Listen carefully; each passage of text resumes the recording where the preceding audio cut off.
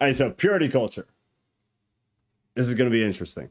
I've got a little bit of history on it, kind of how it started, where it came from, and at a point where it crashed, because it certainly did. So first things first, real quick. Again, I got to read this so you guys know, in case anybody forgot or anybody was not here. This is being streamed as a podcast. This is on Rumble right now. I cannot edit. I cannot take anything out. I cannot bleep anything out. What is said will stay.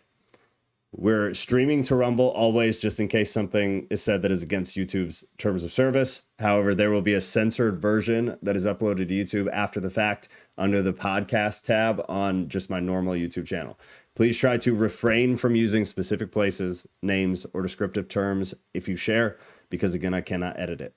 Also, try to refrain from swearing, myself included, if and when possible, because we want younger people to stumble across it and not be turned off and or make us look irresponsible or like bad examples. What we're talking about today is purity culture, so try to do your best to keep it on that topic or related to the topic. Everybody's going to have 3 minutes to share. You can share more than once, but at least it'll allow us to kind of rotate people in so that nobody takes up too much time, because I do have to leave at a set time, but we have a bunch of time tonight, so we're good. Please request to speak in the event chat room right above this by throwing up like a hand emoji or a hand emoji. Do that. So it's universal, stays the same. Then I'll know, I'll put you in a queue, and then you'll be next up to speak. You'll get unmuted after I go through and, well, you guys all muted yourselves. Beautiful. And then please remember, by requesting to speak, you are and you understand that everything and anything you say is live, cannot be edited, and you are giving me permission to clip it and use it in things like shorts or smaller versions of video anywhere, which will primarily be, social media and YouTube. So here we go. Where did Christians get the concept of purity culture? It actually is derived from 1 Thessalonians 4, 3-8, which says this: "For this is the will of God, your sanctification, that you abstain from sexual immorality, that each of you know how to control his own body in holiness and honor, not in the passion of lust like the Gentiles do, who are not known to God. That no one transgress and wrong his brother in this matter, because the Lord is an avenger in all these things. As we told you beforehand and solemnly warned you, for God has not called us for impurity, but in holiness. Therefore, whoever disregards this, disregards not man, but God, who gives his Holy Spirit to you." Now, Wikipedia, which is definitely the world, defines purity culture like this. It says, "Purity culture places a strong emphasis on an abstinence from sexual intercourse before marriage. Dating is discouraged entirely to avoid premarital sex. Women and girls are taught to cover up and dress modestly to avoid supposedly arousing sexual urges in men and boys." So that is the world's definition of it. Where did purity culture really kick off? It kicked off truly when Josh Harris published his first book, which was titled "I Kiss Dating Goodbye," which promoted abstinence and popularized the concept of courting instead of dating, so as an alternative to dating. The book went on to sell more than 1 million copies and became a primary text of the purity culture movement. This was in the late 1900s.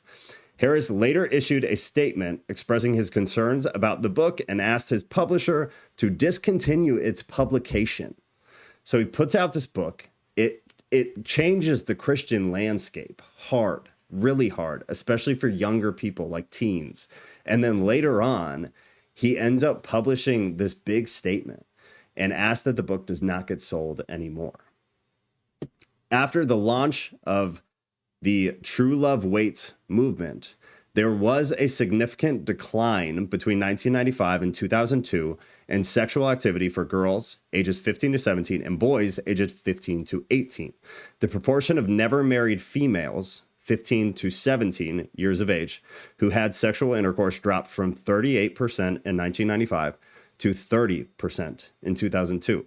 8% is It's not negligible. It's pretty significant as far as statistics go.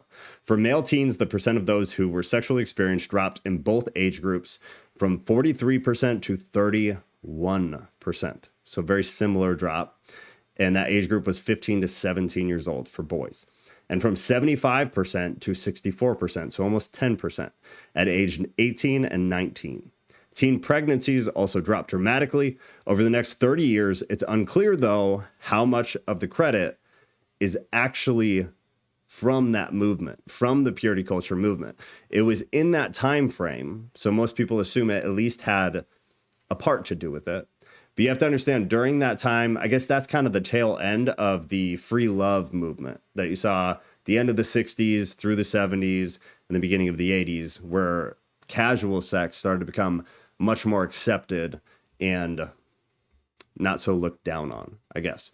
Bible-based concerns about the movement tend to align with the criticisms Harris made about his own book, which was the statement that he put out when he asked the publishers to stop selling it. It overemphasized the importance of sex, de-emphasized the idea or concept of grace, and added unnecessary rules to male-female relationships. As he said in his statement, he said this: "There are other weaknesses too. In an effort to set a high standard, the book emphasized practices, not dating, not kissing before marriage, and concepts like giving your heart away that are not in the Bible. In trying to warn people of the potential pitfalls of dating, it instilled fear for some, fear for making mistakes or having their hearts broken. The book also gave some impression that a certain methodology of relationships would deliver a happy ever after ending."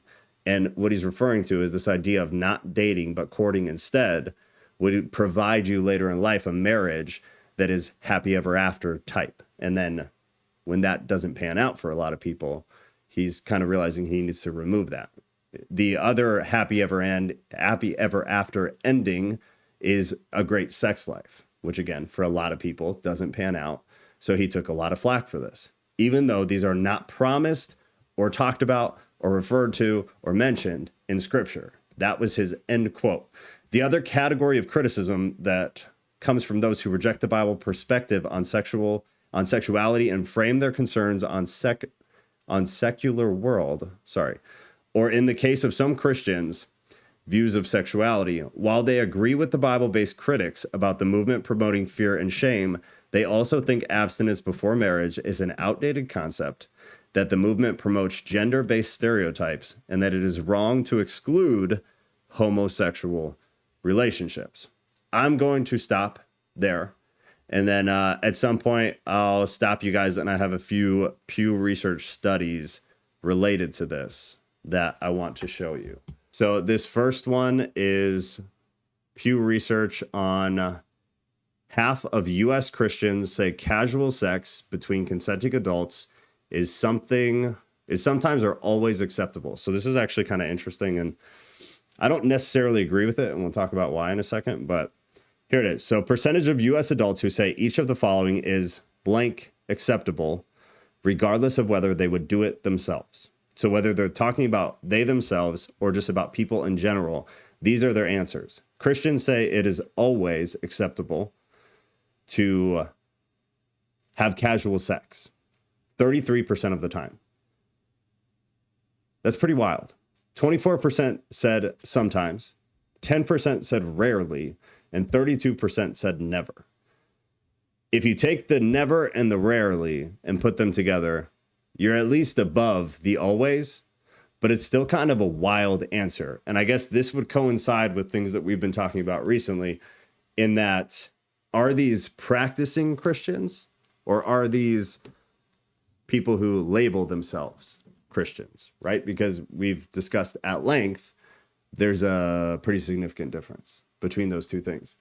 Teal says, same, a wealth of knowledge restore. Oh, come on, no. This is not the Joe Show, man. I'll shut this down. I will shut this down. I do enough talking to myself as is. I want to hear you guys, so somebody figure out something to say. Casual sex between consenting adults who are not in a committed relationship. Christians say always is acceptable, 18% of the time. Sometimes is acceptable, 32% of the time. Rarely, 17%, and never, 33%. Still odd, but better, right? Unaffiliated, so atheists, 50% always, 33% sometimes, 8% rarely, and 8% never. An open relationship, a committed relationship where both people agree that it is acceptable to date or have sex with other people outside the relationship. Here, it's more the way it should be, but still kind of alarming. So Christians say it's okay to have open relationships, both dating and sex. Always 6%, which is a great number. Sometimes 12%, which is still good, I guess, but still kind of alarming. 19% said rarely, but that means sometimes. Not okay. 62% said never. So we're barely above half Christians. But if you add the 62 and the 19, you've got a decent number. But that's still disturbing to a point that many Christians would say it is sometimes or always okay to have an open relationship. There is no way in hell that you can justify that biblically. That's 100% out left field. I have a topic, a something, what? What is the age group of the survey? So the age group of the survey, I don't know if they actually gave it on this one. Let me try to see. If you guys see it, somebody throw it in the chat. But I think this was one where they didn't give the age group. I think they just took people who are in these situations. I think it was any age, if I remember right. Yeah, this was the one. There's no set age group. So they took groups of people who fit the mold or who fit the data that they were trying to provide, and they just asked them. So I believe it ranges from relatively young to much older, but there's no specification on this one. That 18 might have come from Utah. To say a thing to say, Joe. Mystic, are you trying to jump in? Can I shut up? Because that would be fabulous. I don't have you muted. All right, then you hop up. Just unmute yourself. Okay. Boom. I was thinking that this is something that I was thinking earlier, and then how you talked about the history and when it started and everything. Yes. I think it's great for that. I think it's weird how purity culture really began and boomed like in the 90s and then mid 2000s and everything, like after the AIDS crisis and everything. And then now that obviously diseases and STIs and stuff are still very dangerous, we have like medicine has come like a long way and we've learned a lot more about it. And now suddenly purity culture is dying off as well. Do you see the correlation there? To a point, yeah. I mean, I get what you're saying, yeah, for sure. Well, I get what's your theory specifically. I get the connection that you're making. I don't know. Like, I know that, like, right now, a huge topic of division or whatever is like Christians nowadays are just trying to adapt to culture or what's happening around them or like current events and stuff like that. But purity culture, in a way, kind of is as well, because like the whole idea of purity because of STIs or like minding what the Bible says or heartache or anything like that, it's always a thing. It's always a problem, no matter what is happening right now. So for there to be like a whole, like, I guess, epidemic, or I don't know if it was a pandemic, or like, I don't know much about the like AIDS crisis and everything, but for it to immediately, like, after, like, turning of the decade, like purity culture started and everything, like, it's just, I don't know. I get what you're saying. It's a reasonable thing to bring up, for sure. I don't know how much direct correlation. I mean, what do they say? Causation isn't directly due to correlation, but I get why you're saying that. Teal, you want in? Yes, I had a couple of things that I wanted to add. One that I found actually, let's see, I think it was, well, I can't find it right now, so I'm not going to waste time. But I just wanted to say this. This is the reason why I asked about the age group in the survey. And this is from my life experience. The the fact that, and I totally agree that, sex is a problem and, staying pure is a struggle, but I'm 53. I can honestly say that I think the reason that it's happening will also tie into the reason that there's such a high divorce rate. And I say that to tie it together with this. If your relationship is a true, deep, meaningful relationship, sex is going to be a thing, but it's not, especially if you're like really trying to stay faithful and obedient to God and, trying to abstain. I think it's going to be less of an issue. And the reason I say that is the guy I'm dating now, like I had taken a break from dating many years ago, like 7-8 years ago, whatever it was, because it seemed like that's all that was important to the people I was, giving like a lunch date to, just to get to know them or that kind of thing. And then it would eventually, they'd start talking about sex. And I was just like, you know what? I'm just breaking. I don't even want to deal with this. So when my fiance and I started dating, I told him straight off the bat, I said, we are not even going to say the word sex for the first 3 months. And I say all that to say, because if you are focusing on Christ, because he knew how important Christ was to me, when we started dating, we started doing a couples Bible study together.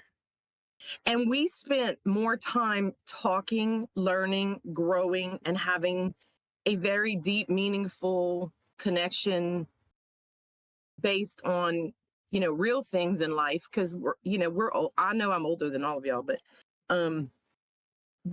if I'd have known then what I know now, my life would have turned out a whole lot different. Because if you are having that much sex, then you're not having that much relationship. And that's the stuff that's important, because the older you get, the less important sex becomes. And it's not because of, unfunctioning body parts or lack of desire or menopause or whatever, whoever falls in whatever category. When you get to a certain age, you realize what's important. And I can say right now what's important is, because right now the situation that my family is in, like my daughters and myself, it has been a tremendous blessing to be able to rely on my fiance as a support and not have to worry about, and I know this is going to sound weird, but I know this is how they say it, wifely duties. You know what I'm saying? Like, that's the last thing on my mind. And he knows that right now. And like, he's good with that. And he's always been supportive. And I think it's because I told him, I said, this time I wanted to do something different. Because I see all these things, like my daughters are in it. My youngest daughter has a boyfriend every 6 months. And like, she doesn't even she falls in love fast. She's 18. She's almost 19. She falls in love fast. And, it's that puppy love kind of nonsense, kind of whatever. So she's not even really looking for the meaningful part. Yeah. So I think that's why these statistics are the way they are, because I think the people that I'm just going to say, I think they're interviewing or asking people who are younger, because like I said, the older you get, the more important thing is that if I'm having a bad day, like Mother's Day Sunday, this is going to be the first time in 28 years I will not be celebrated by any of my daughters as a mom, because my 3 children are prodigals. We have no contact. I haven't spoken to my 2 oldest daughters since last Father's Day. Yeah. And so that's what I'm saying. So like, I already told him, I said, look, I just want to let you know, Mother's Day is Sunday. It's not going to be a pretty weekend. I said, I'm probably going to be sad. I'm probably going to cry. I'm probably going to like go to bed. I might stay in bed all day. I don't know how it's going to be. But to me, that is the most important thing. And that he has my back and that he's supportive of me on that is way more important to me than if, we have sex.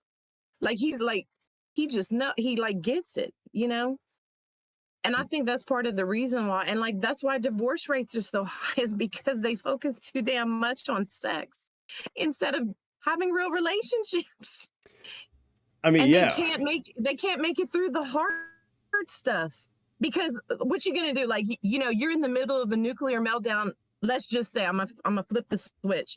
You're in the middle of a nuclear meltdown as a woman for whatever reason, and your husband wants to have sex because that's literally all he cares about, and he doesn't give a squat about your feelings. He doesn't give a. I mean, even if you're married, that's why relationships don't last, is because it's so surface level, so superficial. People are not on the same page. Yeah, well, I mean, that's the thing. I to a point, I definitely agree that the survey seems like a lot of young people were referenced on this, and that and it's not really the survey though, because I know people. I know like people in my church that I go to. I have a wide variety. I even see it in them. I've seen it in my kids. You see it in real life.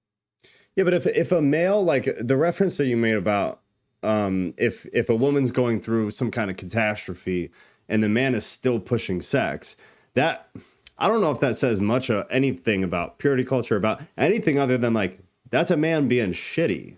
Ah, God, right. I suck at not swearing. That's just a guy being awful, just being like a poor leader, a poor husband, right. a poor friend. Like this is low awareness or just overcoming of selfishness.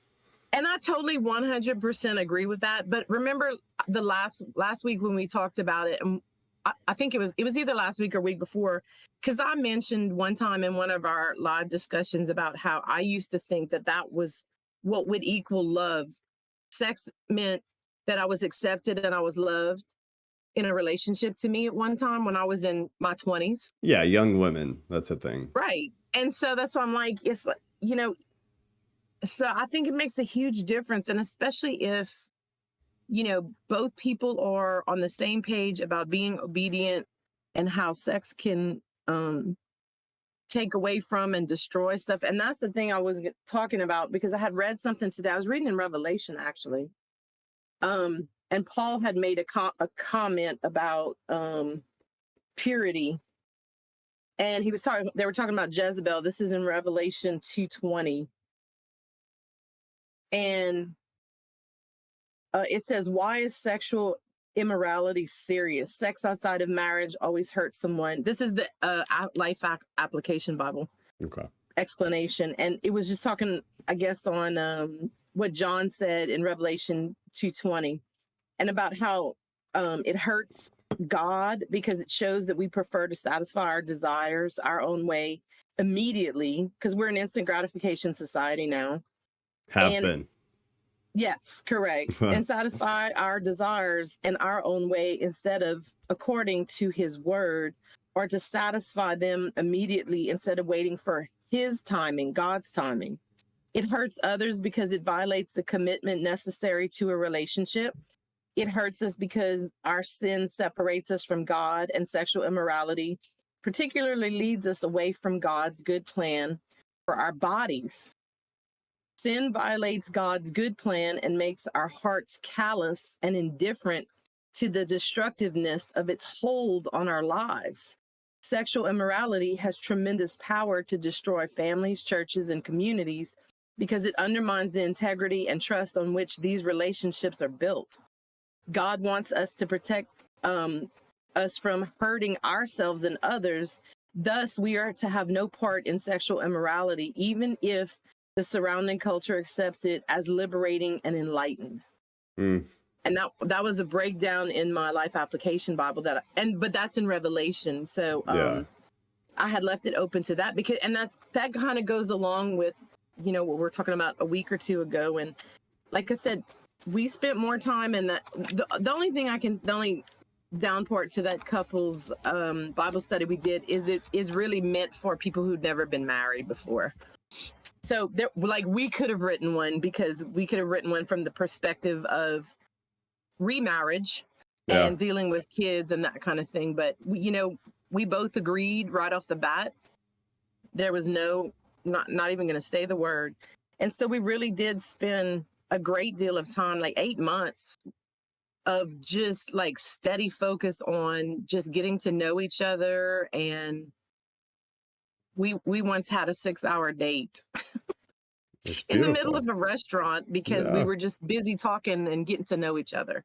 And to me, that's more important because, you know, life has some bad stuff. And if somebody's, you know, can't be, what's the word, supportive enough and restrain themselves enough, or if they're only thinking about like, okay, well, how long is she going to be, or to bring it back to biology. So, okay, well, how long is she going to be on her cycle? Yeah. Okay, so I got to wait how many days now? Okay, I'm going to avoid her for how many days because when she's on her cycle, oh my God, she's crazy. You know, that kind of stuff. And so Yeah. it just, yeah. Yeah. No, So that's I mean, I agree with a lot of what you said. I got to throw you back on mute. We'll bring Mystic back in, but if you think of anything else, we'll definitely bring you back in. That was good.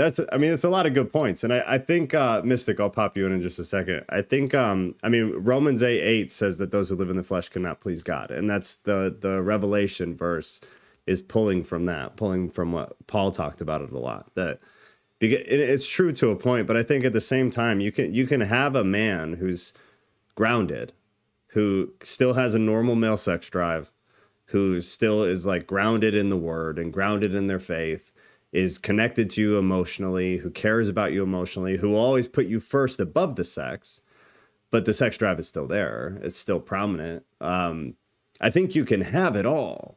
I just think for a male, he has to have his priorities in line. And I think if that slips, he's got to be self-aware enough to understand that, to recognize it, and then to fix it. In the same way, flip side with a woman about maybe other things, not sex, because they're not as driven to that. But I think the problem is that most men are not like that. Most men are not that grounded. They're not that spiritually stable. They don't put their woman's emotions and their cycle or, you know, whatever they're going through above their own needs. But I think if you do have someone like that, you can have that all. I just think it's very uncommon. And then Mystic, I'll mute you in just a second. And then I think at the same time too, that you can have this connection emotionally and spiritually that's very healthy. And I think you still can have massive amounts of sex. Like I think I don't think they're mutually exclusive. I just think it's very difficult. And I think it takes a very specific couple who has like a that's really in tune with each other and very open and very blunt and honest and that really knows each other. I think it's just rare rather than not possible or that, you know, it causes something bad. I think it's just really rare to find. All right, Mystic, you're in.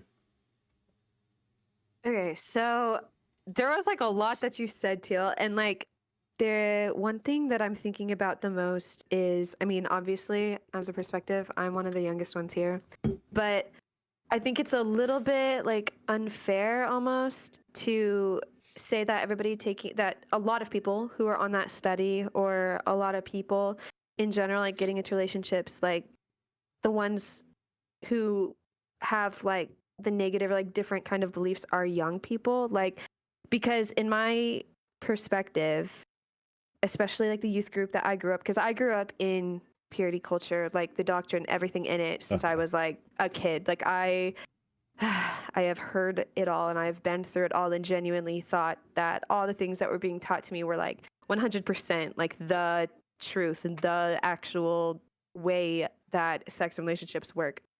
And so being in that type of youth group and that type of setting, I have a lot of other friends who are my age, and I was in a fairly big youth group. I don't know how big youth groups are supposed to be, but we probably had 100 plus kids or something. And I would be really honest in saying that most of them, at least 75-80% of them, honestly, very much like genuinely wanted to have a deep relationship with someone else. And obviously, like, that's also unfair to say because I can't just assume that in general kids don't want honest relationships, but especially them like growing up in church or having the influence of their parents or being around youth all the time. I don't know if it's just my youth leaders in specific, but like they really put such a focus on having a deep relationship with each other rather than like no sex, no sex, no sex or whatever. Even though I mean they did that too. Don't worry. But like they put such emphasis on having like a deep relationship where we would like being one of the junior like student leaders or whatever, we had little workshops outside of church. We would have like things to do like kind of like an extension of purity culture, basically. But it's like we would have things where one time an assignment was to make a list of all the qualities or all the things that you want your future spouse to be, except none of it could be physical or sexual or anything like that. And I mean, looking back on it, like my priorities were wrong. But I do think that that really created a atmosphere, especially around us girls, because obviously they separated a lot of the stuff between boys and girls. But like us girls, we really wanted a deep relationship based off of God, based off of the word, like everything that was outlined in the Bible. It's just obviously like purity culture thrown into that, shame kind of distracted us, I would say. So I do want to say that I think being young doesn't just like takes away your want for like a deep relationship. I don't know. I agree to a point. I think being young doesn't do that. I think culture does that. And I think it just happens to coincide that the younger generation is part of a generation that has statistically and in many studies shown that casual sex is more okay. But that's in and out of Christianity. That's just kind of across the board. But I agree with you that I don't necessarily think young people don't want a deep emotional connection with someone, or like a really healthy, whether they actually get legally married or not. I think people still want that to a point. Studies do show that it's less, but I think a lot of people still want it. But I think what the dating landscape has kind of shown and become is that it's a lot harder. And the simple fact too, that like now statistically women are more, especially with the third wave feminism movement and things like that, women have become more open to casual sex. And what that's done to men it's allowed men a much more free reign on women they can have. And what it's also allowed men the mental concept of not having to commit to a woman. Because if she doesn't want to give it up, well, there's a bunch of other women that will. Especially with all these dating apps and going to college, the dating landscape has just changed. And especially that women were the keepers of sex for a long time. And for a long time, men were the keepers of stability and financial security and things like that. And as both of those things have shifted, it's just the landscape has changed. Men now don't need to commit to a woman. They can kind of bounce around. I think most men still want to, but I think especially when you're younger and not like you, even younger than you, I think you're still not developed, just scientifically, biologically. You're not fully developed. I was super dumb when I was 18 and 19. Like I was an intelligent kid, but I was doing all sorts of dumb stuff. I wasn't committing to things. I had a hard time committing to it. I didn't exactly know what I wanted. I mean, that still changes up through your 20s and into your 30s, figuring these things out. What do you want? And a lot of people have to go through a lot of rough stuff or a lot of rough relationships to kind of realize and nail down what they want. But I don't think it's because people are young that they don't want these emotional connections. I just think the dating landscape has changed so much, and in my opinion, negatively on both the women and the males' part, that it's made it more difficult to attain. Yeah. And it's like a vicious circle. I know. I don't know. I keep thinking about like how it should be then, how we should teach kids and how it should look like, because purity culture is clearly not the answer, especially like what I experienced. And sometimes I just assume that if someone is from church, that they have the same kind of doctrine background. I don't know how to word that, but I feel like they kind of have the same experience, I guess, with purity culture. What do you mean? So, like, I mean, okay, the foundational, like, there's key pieces of doctrine and purity culture that I've seen all over the internet that I'm like, oh my gosh, that is what like people, even like my parents or youth leaders, have said outright to my face. And I was just like, oh my gosh, like everybody who grew up in church then, like kids, like this is how it was for them. And it was really overwhelming. And it includes like it's not just sex, like it includes kissing, or any sexual thought is a sin, or masturbation is a sin. Like every little thing is it's worse than other sins because it ruins something about yourself and it takes away a piece of you permanently that you'll never get back. And so because of that, you'll be ruined before you get married. And so then, like, no man wants a ruined girl, so you'll never have a fulfilling marriage. And on top of that, they said that if you have sex before you're married, then you'll have so much baggage in your marriage, and that's why you'll be unequally yoked and everything. So they never would talk about the foundations of a good marriage other than just don't have sex before you're married. So I would say in ways, my husband and I were unequally yoked because we had different opinions on things, not because we had sex before we were married. And I think people, like, I don't know. I was also told that, like, I think we've, like, heard this before too on the internet now, that nobody wants, like, a chewed up piece of gum. Like, every time you have sex, like, like, they would always compare a girl to an object and then ruin that object and be like, no one wants that. Yeah. And I don't know. I don't know. I just know that purity culture isn't the answer. And I keep thinking that everybody just keeps focusing on don't do this, and don't do this. But they never teach kids or show kids what to do.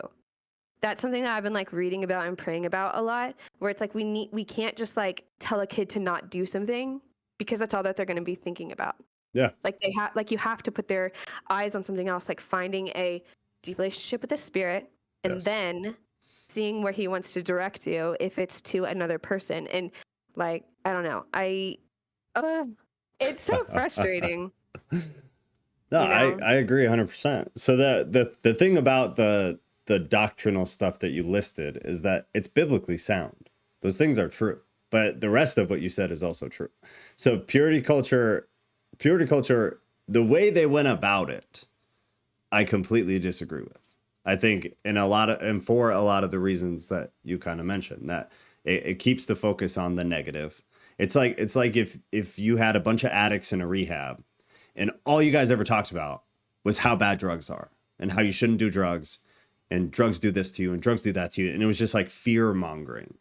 That doesn't work. It's been proven that stuff doesn't work. Like DARE in school, horrible. Outcomes, horrible. It's done nothing positive. Because if all you do is focus on the negative, all you do is try to scare kids, it's not successful. It doesn't have a high success rate. And what you said is absolutely true, that you need to focus on what is good, or you can still get the same thing across while focusing on what you should be doing, what you should be focusing on, what is good, what is holy, what is productive, what will make you happy, what will make you be fulfilled, what will fill your life and provide you with a partner who you can have this wild emotional connection with, hopefully for your entire life, build a family with, have kids, pass on a generation. Like, there's all these positive things that you could focus on that gets across the message of you shouldn't do this without ever having to focus on the things that you shouldn't do, really. It's more of the minority versus the majority. The other thing that you said was like the chewed up piece of gum thing. That annoys the hell out of me because it is primarily directed at women. And it's no different for a male. It's no different. And for the longest time, like, guys were prideful about this, right? It's like, high five, you banged all these girls. It's disgusting. It's horribly immoral. It's nothing to be proud of. It's nothing to encourage each other about, because there is damage from that. There's absolute, undeniable damage from having a ton of sexual partners, but it's not different for men and women. It's damaging to both, and it's biblically unsound to both. There's no, like, just a woman can be, an SLUT. It's a man is that too. If a man's going around putting his thing in everything, it's no different. And that's always bothered me. It's always driven me crazy because there's absolutely no difference.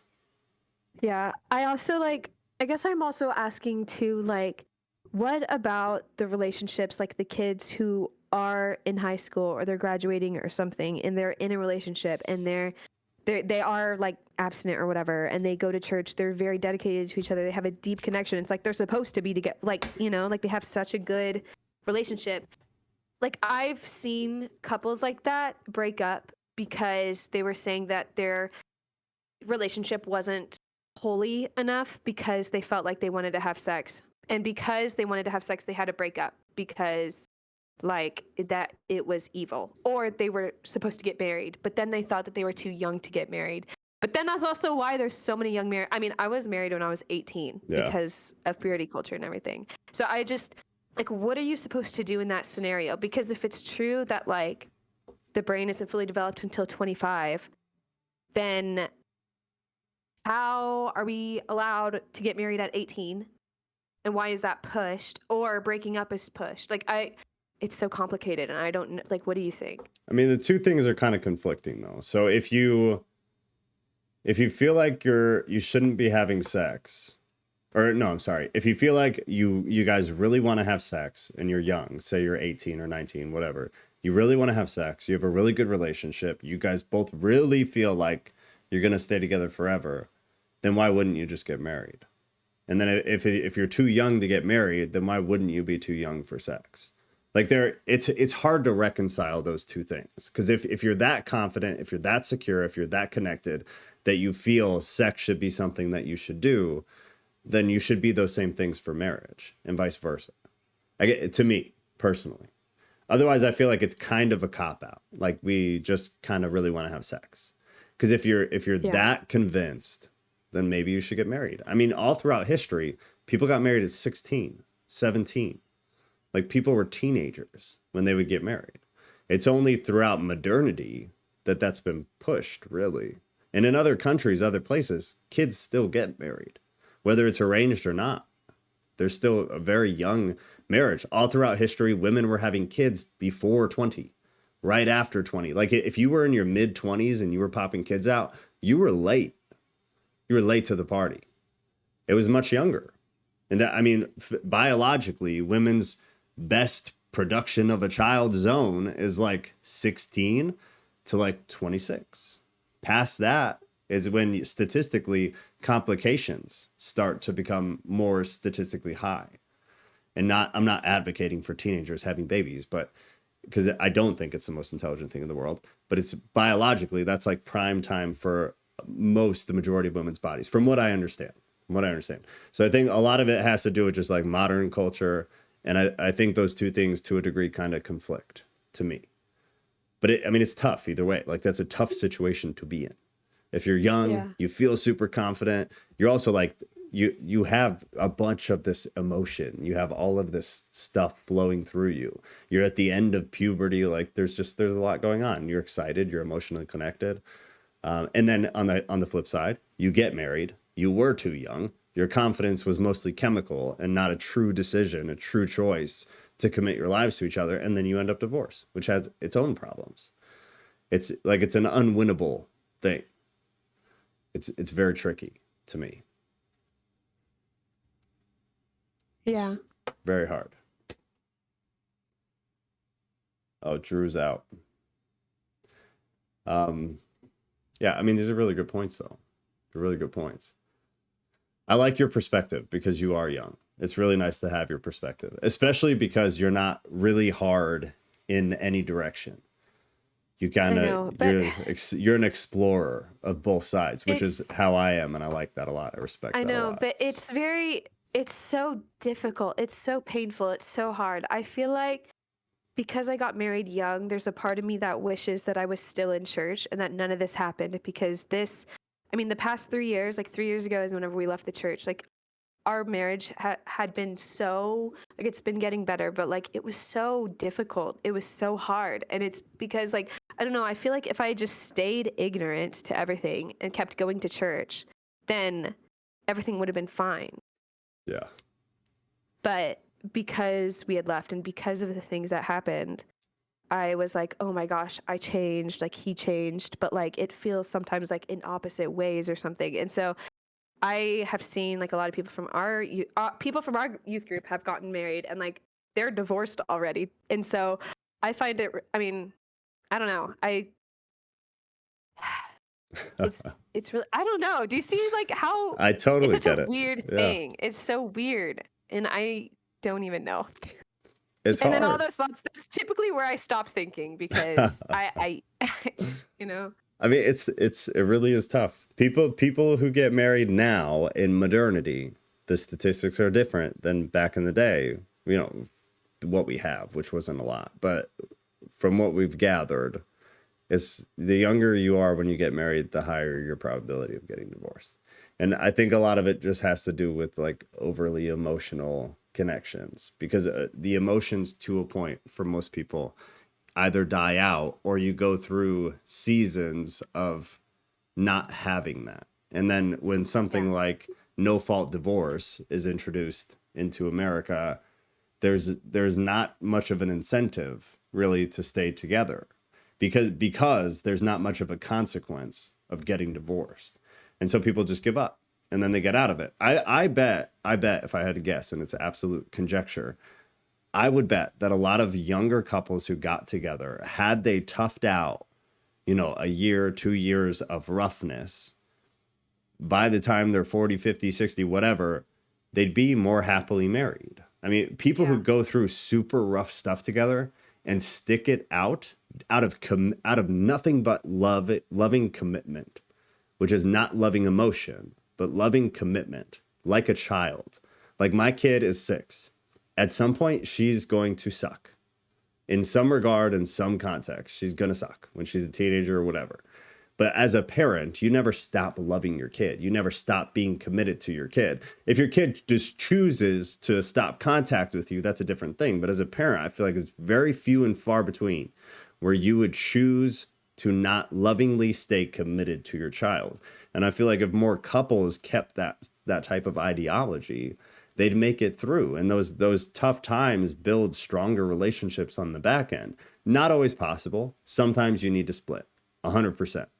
But I believe there's a lot of people who could have stayed together, could have toughed things out, and could have come out It is really true. on the other end, you know? That is really true. Yeah, because the people from my youth group who have gotten a divorce, they met during high school or started dating senior year of high school and then got married during college and then got divorced. My husband and I met when I was like 10 or 11 and That's we were crazy. best friends. That's crazy. Yeah, we were best friends, like just texting, like we were just best friends until I was like 15, 16, and then we started dating. So I feel like that's why, because genuinely, like we had that long before I even like knew of or wanted anything else, you know? That's so So cool, I feel like though. that's the reason why we're like, yeah, and everybody says that. That's I'm so like, yeah, it cool. is cool.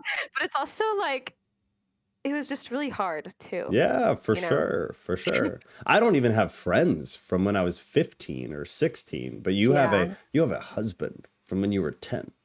That's wild. Yeah. That's wild. I know. You guys are that's like such a beautiful story. Oh, okay. I know, and I'm very happy because I just everything that's happened the past couple of years, oh my gosh. It could have this is like the best case scenario, you know? Yeah. Yeah. It's amazing. It truly is amazing. All right, you have anything else? I think Teal's gonna hop back in. Then Jennifer, I saw you typing. If you want in, let me know. Anything else? No, I was looking at, I had a little list of things, traumatic experience portion. So a lot of that happened, but other than that, I don't have any more important things there. Okay. All right. Well, I mean, pop back in. Give somebody else a shot real quick. All right. Thanks, Mystic. All right, Teal, I'm gonna bring you back in. I've obviously blown it hard with the timer, but you guys have had really good stuff, so I haven't wanted to cut you guys off. So if I'm gonna set just a timer for myself for like 5 minutes, so you have a little bit longer. If we go much past 5 minutes, I'm gonna rudely give you like a 30-second warning, just so we can keep things moving. But just if you have more to say, like write yourself a little note. And then after we let somebody else hop in real quick, we'll just bring you right back in and you can continue on. I don't want anybody to be left out. That's the only reason I'm doing this. I really don't want anybody to be like, man, I really wanted to talk. Teal, you're in. Okay, so I just wanted to say to Mystic, I also love that y'all have been together since you're 10. It's awesome. And if I had to say, the majority of every person I know who's had that type of experience I think it's because, and this is just my opinion from the outside looking in, because I've not had that experience, but I think it's because y'all grew up together, knowing each other as friends in a safe way, even before you started dating, which like totally changes the game, right? Because I think psychologically, y'all grow up together, the same age, mindset, same cultural experiences, and all of that. And I think those people like Mystic and those who have those since we were middle school or high school sweethearts, in a lot of cases, that is a really amazing thing. Yeah. And I think that's a serious game changer. And the other thing I wanted to say was about, because Mystic had touched on this about, purity culture, but for me, what I've noticed, and I think I brought this up, and somebody else wanted to do it one day about, I think it may have been Jen, about Disney. So I can say, like, I probably turned blue in the face the amount of times I preached my kids. Like my oldest daughter was up one night at like 3 a.m. watching a 14-year-old child give birth. Oh. And I let her watch it because I wanted her. This child was suffering. She was too young to have a baby. She was in massive pain. Oh. And it wasn't a third world country. This was in America. And my daughter at the time, I think was like 11 or 12, maybe, give or take. And I let her watch it. And I said, this is why I keep telling you, because it's not a joke. Yeah. And now you're responsible for this child. But what I was going to say really is just that I think the definition of sex has changed. And I think these extraneous influences of Disney and the availability of internet access, Netflix, Tinder, Yeah. all of these Yeah. things that kids know how to lie. Like I turned myself blue telling my kids to not have sex until they were married, right? Like turned myself blue. They didn't listen. Yep. They didn't listen. And then, it's like you find out after as a parent, and I'm like, hello, is this thing on? Like the whole time, I'm like, did y'all not hear a word I said? And my only goal was to at least get my daughters graduated from high school without getting pregnant before graduation. But I kind of had the single mom guilt, and I kind of straddled a line of friend and mother a lot of times, only because I felt I had to be in with what was going on. And I was very surprised and shocked that, and I'll use my 18-year-old daughter again, when she was in high school, their definition of sex was not just the actual intercourse. It was like people didn't think they were having sex if it was oral gratification. They wouldn't call that sex. Yeah. And so then you have all these, and like I said, blue in the face, and their dads, I have to give credit to their dads because they had two. I had one with my first and two with my second. Their dads preached the same message. My oldest, her dad was a policeman, so she wasn't even about to FAFO, but she still did it. And so the dads and I were all on the same pages, but the influence came in with access to internet, access to smartphones, access to computers, and other people coming in. And when you find that person that's a friend in your friend group in high school, middle school, whatever, that understands you, that's when you start running into trouble. Because I made a TikTok about this yesterday, about the greatest commandment is love your neighbor as yourself. And whatever age you are, the problem is that we don't know now, no matter what ages you are, because I see it across all age groups. Nobody knows how to love themselves anymore because the world is so loud. We don't know how to do it.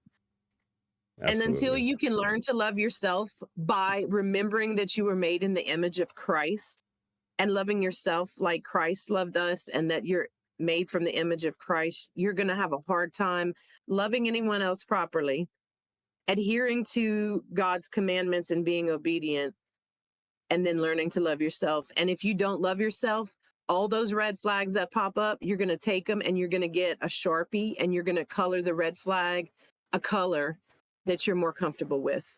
Like if your favorite color is blue and you see a red flag, oh, well, let's make it purple. Purple's prettier. I can deal with the purple flag. And then that's why they walk away so fast. They have sex so often, frequently, or they call it not sex if it's oral sex, or all the things that are going on, because there's 1 minute. It's okay. That was really it. That was just gonna say, it's just really just too much. There's more influence of the world right now than there ever has been ever in the history of ever, I think. And I think that's part of the problem. I agree 100% with all of that. Yeah. It's wrecked things. It's wrecked everything. People's perception of sex, people's perception of relationships. And the distraction thing is absolutely true. Like you said, loud. The world is too loud. Yeah, we're wildly distracted. We're wildly loud. Like how often do you just sit in silence? Like you probably do, and I do, and maybe other people who like have dedicated prayer time or whatever. Like people do, but even I genuinely, I have a hard time with it sometimes. I have to be listening to something a lot of the time. I'll have like a podcast on or like an audiobook or something. And I do my best to make it something educational and fulfilling and stuff like that. I don't really watch TV other than with Kat sometimes at night. But I'm uncomfortable in silence a lot of the time, and it bothers the hell out of me. So I have to force myself sometimes. Like I'll set a timer for 5 minutes or 10 minutes, and I'll just like sit and meditate on my thoughts, or like meditate in prayer and just be silent, like have everything off. But sometimes I have a hard time doing it because I'm so used to having something running, having something distracting me, having something talk to me. And that takes you away from just self-reflection and prayer, but like with what you're saying, like self-reflection, reflecting on your thoughts, reflecting on how you're feeling, thinking it through, just having time for yourself. And it's hard to love yourself if you don't know yourself. And if you're constantly listening to other people's opinions, other people's thoughts, other people's ideologies, other people's anything, you're not thinking about your own. Unless after that, you take time to process what they said and then decide, what do I think about this? Who am I in context of what I just listened to? And I feel like a lot of people don't do that much anymore. Right. And I think what you just said about not being able to sit in silence because you're so used to it, this is gonna be my one last point on it, I think, because it goes back to what I was saying about learning to love yourself. It's like, if you're in that sort of situation, which kids these days, adults these days, whomever, it doesn't matter age group or not, if you let the world continually define you because you don't have that skill, regardless of what age you are, because even at my age, I struggle with some things and I've realized some things. It's like, if I'd have known myself in a different way back then, I would have made so many better choices. But I let the world tell me who I was. I let my parents tell me who I was. And I never took the time to truly find out who I really am until I'm 40 some odd years old. Yeah. Yeah. And I think a lot of kids today, that jump into it, even if it's purity culture or not, they don't spend enough time because they let the world, purity culture or not, let them tell them who they are, because they don't have the skill to, or supportive parents enough, or supportive friends, or the right friends, or whatever, to kind of help them develop that, to really develop knowing who they are. Yeah, 100%. 100%. All right. Thank you. That was really good. That was good input. All right, I'm going to throw you out.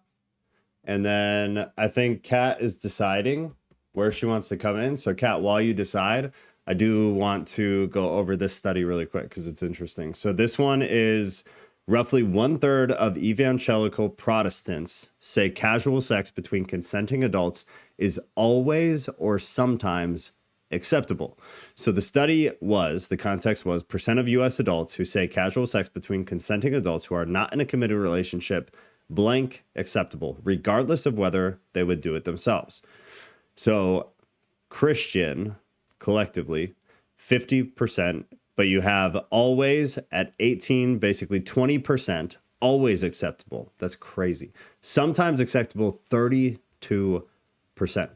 and then rarely 17 and never 33. And what the net value of that is that means it's a coin toss of whether a Christian person will say that casual sex between non-committed couples is acceptable. And again, based on a lot of what we've been talking about over the past couple of weeks, are those Christians by label or are those Christians by practice? That's what I would want to know. I would love to collect a bunch of people who are verifiably practicing Christians, people who take it serious, who know their Bible, who pray, who spend time, who are dedicated, who actually walk the walk, so to say. And I would love to pull this with them, because my hope would be the number would be much lower and it wouldn't be a literal coin toss. But when you break it down denominationally, you have Protestants always and sometimes at 45% and never and rarely at 55%. So a little bit in a better direction. Evangelicals have me feeling good. Evangelicals are at 36% always or sometimes and 64% at rarely and never. That's a much better. Mainline 54 always sometimes and 46 rarely and never. So not too great. That flipped in the other direction. Historically black, 56 and 43. Catholic, 62 and 37, which I thought was really interesting because Catholics are very traditional. But per the study, and again, this is one study, we don't know exactly who was polled. We don't know how many people were polled, and we don't know what demographic it was beyond their denomination. But that's still very interesting. 62% of Catholics believe it is always or sometimes acceptable to have sex outside of a committed relationship. That's crazy. Unaffiliated people, these are non-Christians, say 50% always, 33% sometimes. So collectively, you have 84% are okay with casual sex outside of commitment and 16% are not. Atheists, people who are proclaimed atheists, 94, that's not surprising at all. 6% say it's not okay. Agnostic, 95 and 5. And then nothing particular, people who don't say they have any affiliation to anything at all, whether it's with or for or against God, are pretty much in a similar zone at 77, always or sometimes, and 23, rarely or never. I thought that was pretty wild. I don't like it, but it's interesting to see. Anybody want to come in? Or Kat, are you ready?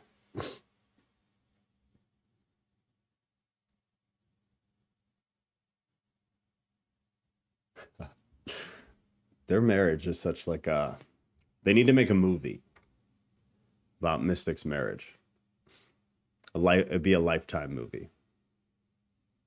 If Lifetime hasn't gone downhill. I feel like it probably has, though. Lifetime's probably woke. Can you hear me? I can't hear you. Hold on, you're muted. I have to unmute you. All right, you're good.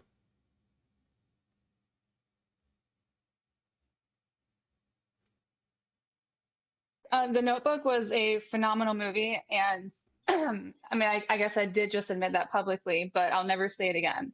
And that's that. It was a good movie. No. Yes. Maybe in secret. What, Notebook? Interesting, because the book sucked. It was horrible. I was actually very upset. Genuinely upset. Kat, are you talking to me? So, I'm talking to Miss Teal. Oh, okay. Okay. I'm with you. Go ahead. Okay, I'll take note for sure. All right, so I was kind of in and out for a while because I was taking care of a small person. So this can go one or two ways. You can either ask me a question that you want to ask me as it pertains to this, or I can ramble. I'm good with either. We've talked about all of this in depth, so yeah, I'm comfortable if you want to ask me a question and okay. have me answer it. Yeah, I agree with ramble to a degree, but I'll ask you one question first to help kick it off. And guys, please just remember that if you use the voice chat, if you use the voice room chat function, that does not go to the stream. You have to be in the event chat. That goes to the stream. If you're trying to keep it private, then keep doing what you're doing. But if you want it to go out, then you've got to use the chat room. So Kat, then let me ask you this, I guess. Pertaining to what, I guess two questions. So I'll ask you one first. Mystic talked about the idea that she doesn't believe necessarily it's the younger generation that's less interested in emotional connection and more interested in casual sex. What do you feel about that? Do you think younger people still want to have lifelong commitment, or do you think they're more in it for the quick pleasure? I mean, it's kind of a tear, because you see in media a lot that it's not the case, that nobody's in it for the long haul anymore. And for the most part, if it is in for the long haul, then I feel like a lot of people settle. In my experience, and I've lived all over the place, so I've seen and met many different walks of life, and I can accurately say that the number of people that were more interested in casual sex was way higher than those who were interested in a long-term relationship.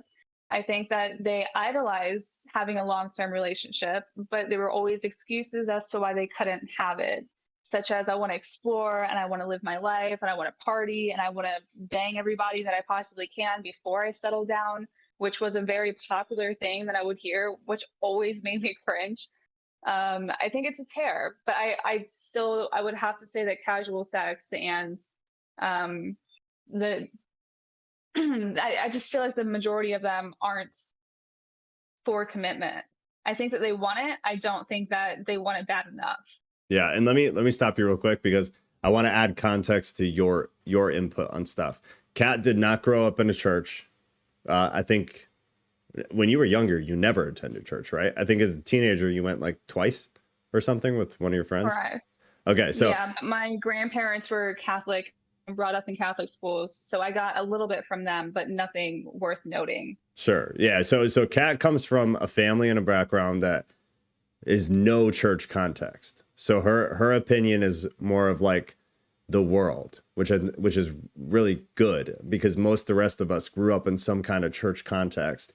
And so we have a very skewed view of like what teenagers were into and what they wanted and what their focus was on and stuff like that. So I want to say that because that's where her comments are coming from that part of the world, which is very much different than most of us. Go ahead. In high school, there was a good even split. And I think for context, I graduated in 2015 and I graduated technically on time. So that gives you a good age range and year range of when I was in high school. It was a pretty even split. There was a lot of couples that were together since middle school. There was a few that were together since elementary school. And the hookup culture wasn't huge, but it was so profoundly easy to tell who was partaking in hookup culture. There was no question about it. And even if they weren't vocal about it, you just kind of knew. And I think that says a lot. But I don't want to go into details and sound like I'm judging anybody, but there's just certain assumptions that you can make of some people, and sometimes you're right. And if that stereotype fits, then sometimes it fits. And that's what that is, in my opinion. After high school, I didn't date like a lot, but like I didn't take a whole lot serious because I knew what I wanted. And so I just wouldn't waste any time. Like if I met somebody and he wasn't it, it would just like, it was very nice to meet you and thank you for your time, but no, thank you at all.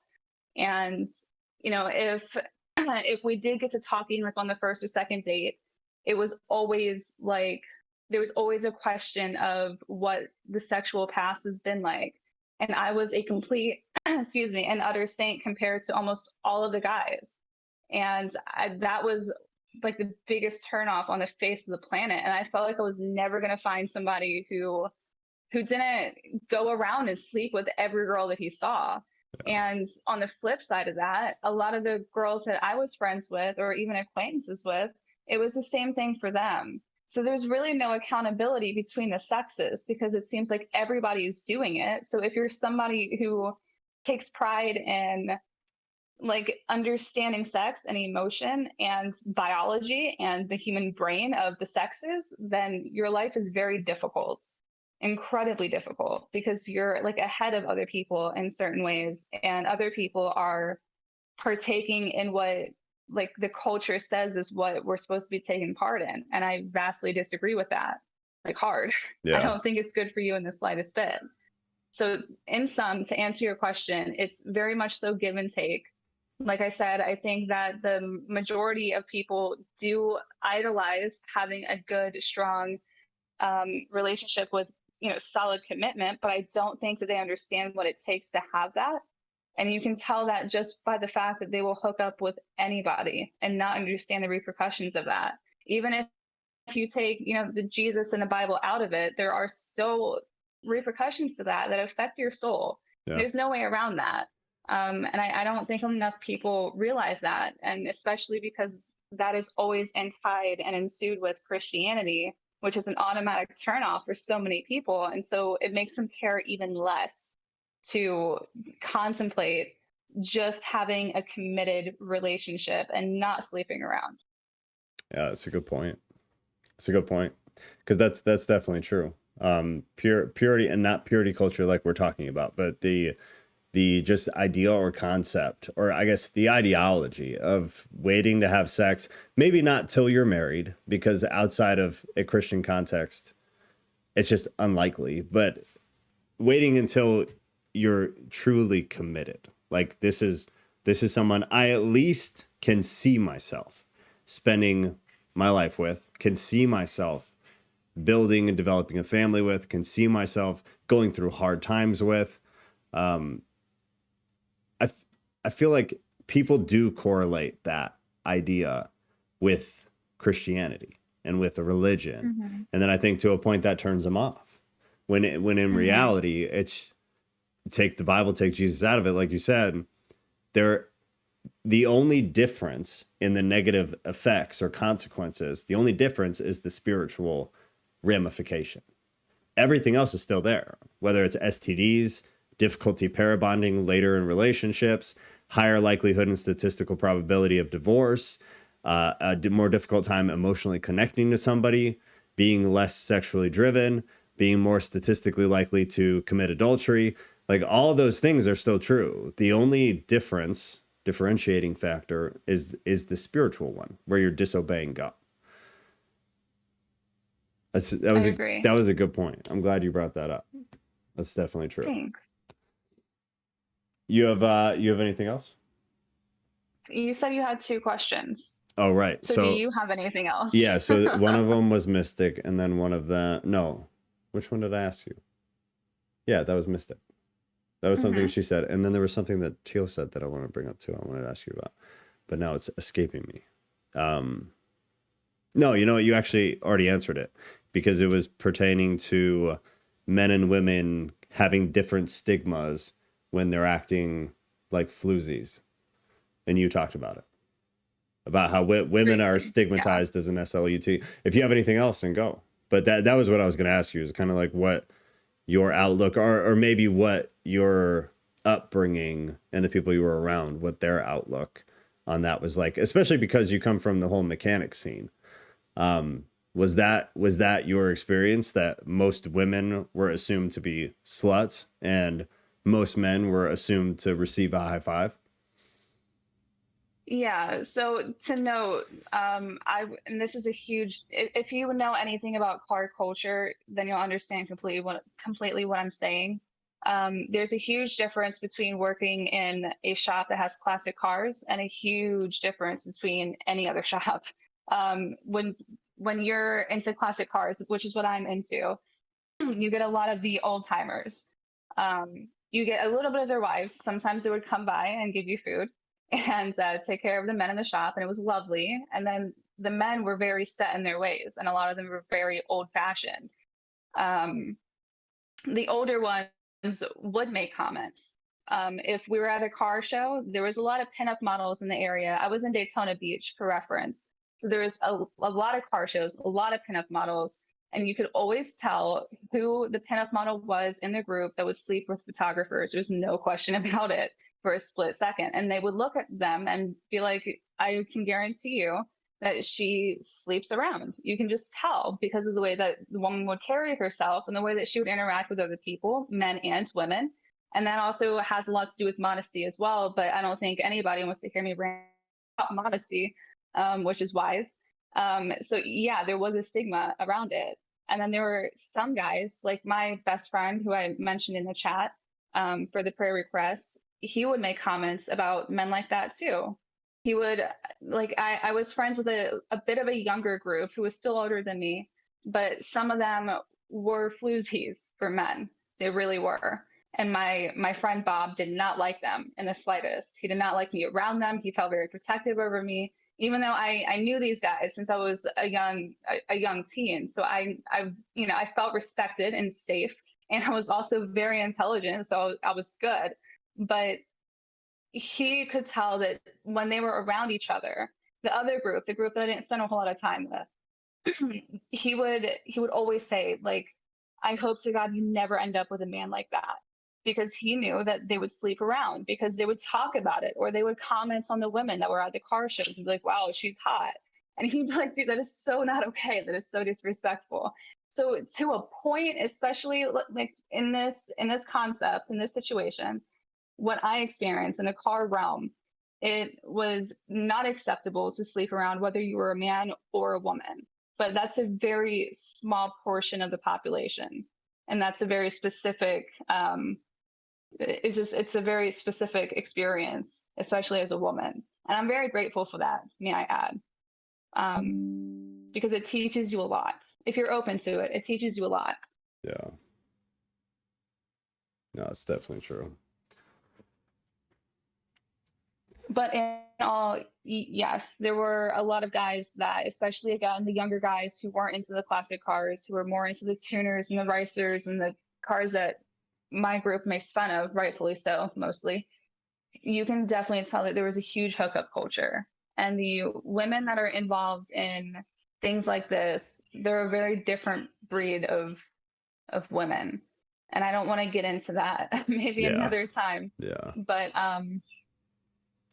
So no, I'm gonna leave that there. With that then I have another question. So you have classic cars, which generally that demographic are older men. So which happens to be two different things. It's age and it's generation. And then with the Ricer, streetcar, whatever, you have younger men, which is not just because of their age, but it is also their generation. So do you think that difference is more tied to the age of the people or the generation and the culture of that generation? Definitely the generation. Yeah. And maybe if this was 40 years ago, I would have a different say, but they didn't have access to media like we do today. I think Teal was saying, about using Tinder and just dude, sex is in our face all of the time. And it's been for a couple of decades now. So of course, when you grow up seeing things like that with women not being modest and not like overly modest, I'm not saying like we should all be wearing burlap sacks and stuff. Yeah. But when you see provocative things all over the place in movies, even some movies that are rated for kids, when you see it in TV commercials and the Super Bowl halftime shows, and on whatever other products that are in the stores, I mean, that does something to your mind, whether you like it or not. Yeah. So it doesn't matter what the age is. What matters is the culture and what we're receiving from the time of birth, pretty much, because it's everywhere. Absolutely. 100%. Yeah. Thanks. Yeah, that was good, because we were kind of, Mystic and Teal kind of had a back and forth about the age thing. And I think that's kind of a good representation that I think some of it has to do with age just because of maturity and development, brain development. But I think more of it has to do with the generation, which has to do with culture. And that's kind of a good illustration of how that can look, for sure. Okay, we got to start wrapping it up. I threw something out. If anybody wants one more chance to speak, you can hop in, and I'm gonna have to keep it cut to 5 minutes exactly. Otherwise, we will just go ahead and wrap it up. Teal said, speaking of burlap sacks, talk about Jeff Warren's and the cult over in Utah. Crazy. So that's good, because actually Kat is super into cults, and she's educated me on a lot of the cult stuff that I didn't know, because I'm mostly familiar with like satanic driven cults and Luciferian cults and things like that within a Christian context. I haven't cared or known much about cults outside of that, and she's pretty educated on that. So we've been talking about doing like a little cult series together. So maybe we'll do like streams after that too, and kind of talk about it. I think that'd be interesting. Also note, there's a difference between provocative clothing and 120-degree sweat in my butt crack, hot ass Satan balls outside clothing, which there was no difference in church growing up. So I sweat a lot. Yeah, I agree. Kat's super into cults. She quoted me. I had a back and forth with Maze about it's continuing, because she wrote me a whole bunch of stuff about things that relate to modesty and women getting blamed for men's desires and having to wear this and that, blah, blah, blah. There's a fine line, and there's responsibility from both ends. But I think modesty would be an interesting discussion in and of itself, because it's touchy. And I feel like specifically for women, it's touchy. And I think it's because you all have been primarily the blame for why men have no damn self-control. And I would just like to say that is not the case. But there is also an air of responsibility to cover your body up. But there is a line, and men are still responsible for the things they do. 100%. 100%. Does anybody have an update on Shannon? You know, I actually might. Let me see real quick. So she's good, and she's actually coming home tonight. Jer is gonna go pick her up later. So we're gonna pray about it, but for anybody who is not aware, Shannon got rushed. She wasn't on the Bible study, and she's not here now because she got rushed to the hospital for an emergency surgery. I'm not going to say what it is. I'll let her talk about what it is if she chooses to. But it's pretty serious. But it sounds like she's good. Her husband DM'd me at 7 and said prayer would be good, because I said, you know, we'll pray for you, but if we can do anything else for you, let us know. She's good, and that she's coming home tonight. So that is good. Kat, I'm going to mute you because we're going to pray and get out of here. Any, one more thing pertaining to modesty. Oh, Kat, you want to go again real quick? Go. You're unmuted. Can you hear me? Yeah. Okay. I agree that there is a fine line, and I also agree that when it is disgustingly hot outside, you don't want to wear much. I totally get that. Again, like, I lived in Florida, so I understand. One of the things that was taught to me as it pertained to religion, I guess, as a whole, was modesty. And my grandmother was very old-fashioned, but not in an aggressive way. Like, she wasn't, you know, like super strict and like Bible hardcore or anything. But she did teach me how to dress like a lady. And when I got older and I started to attend car shows alone, and I found the pinup culture, I thought it was the coolest thing ever, because I love the styles and it's super fun. But when you're in a pinup dress and like you're wearing the whole getup, it is incredibly hot. And it was really hard. It's really hard because you're literally sweating your makeup off of your face. It is difficult. And I was taught, luckily, to walk that fine line where you still look really good, and you feel good. More importantly, you feel good about how you look and how you're presenting yourself to the world, but like also presenting yourself to yourself, and still being like comfortable walking around in front of men who are in the car culture, specifically if you want to go down that route. because some of them are pigs. Like, you can't say otherwise. If somebody says otherwise, just understand that they are lying to you, and that's how that goes. But I just feel like there is a very good way of dressing, and also dressing for the weather, to where you're not flashing the whole world of anything. And that's just my opinion. And I don't really like look down at anybody who dresses otherwise. Like when we would go to Disney when I was a kid, I would wear like a muscle shirt and a bikini top and shorts because it is hot and we're walking like literally 10 miles that whole day. Yeah. So I get it. But I also think that being a lady, as I like to describe it as in the simplest of terms, is so important, and it sets a good tone for when you're meeting people and like making connections. And because making connections at a car show when you're trying to do it in a business aspect is very vital. And so if you come off looking like you don't care how you look, and it a lot of the times the older generations, and I hate to say it, and I'm not judgy at all, but it does come off as like a, please pay attention to me, please tell me I'm attractive, please look at me, like my dress is super short, right? Isn't that great? Like it's not fun. And when you're trying to be serious and get the good kind of attention and make business deals and build relationships with people, that is the utmost last thing that you want. So to learn how to dress like that in the Florida heat and still get what is necessary and still feel like I look good in the process, it was like the best thing I've ever done. And I took a lot of pride and joy in teaching other girls how to do the same, because I think it's really important. And that was it. I do understand that it's hot, but I also think that if you're leaving your house, that you should uphold yourself in a certain manner. Like inside the house, I look like a hot mess, y'all. I would not check my mailbox looking the way I look in this house in the summertime. True. Not a chance. True. Not a chance. Okay, yeah, I mean, good. You know how I feel about all that. In agreement.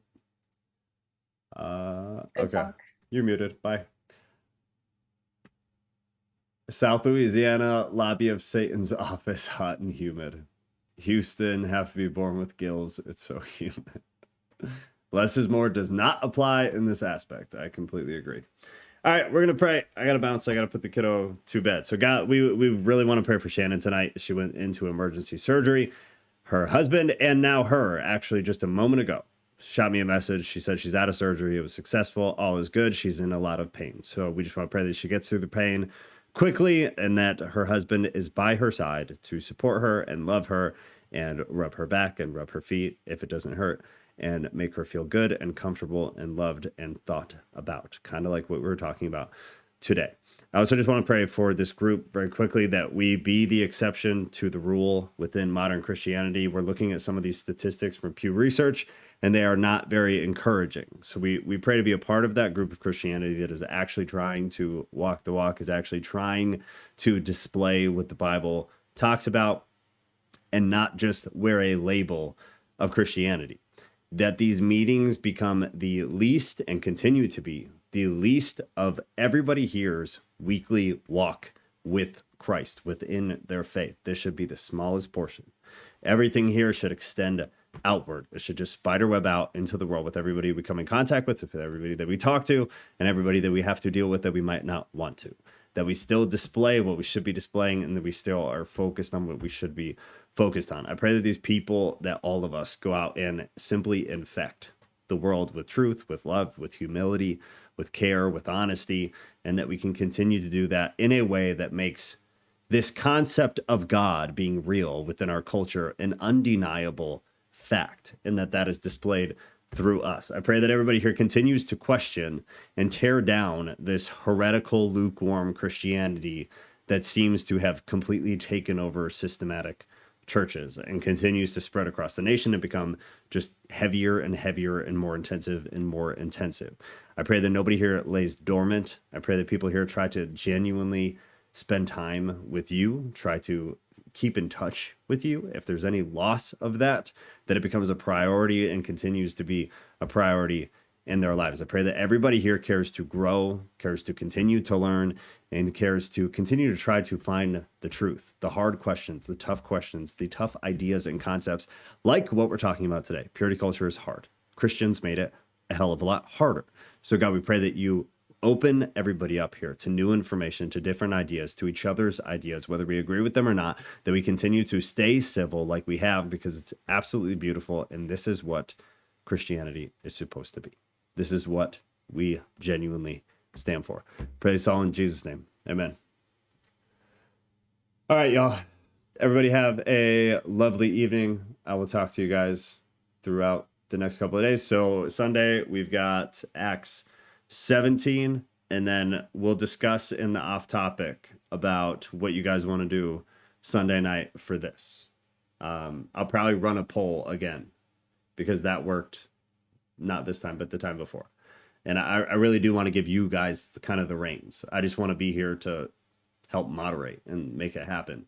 But I'd like you guys to do that. So if you want to shoot me ideas on whatever, and then I have time to pray about it. But if you guys shoot ideas out into off topic, just tag me in it so I see it, or DM it to me. Then I will collect all of those, and then we'll run a poll with it. And then y'all will decide what we do on Sunday. But I have to go put a 6-year-old to bed. So I love you guys. Have a great night. I am out.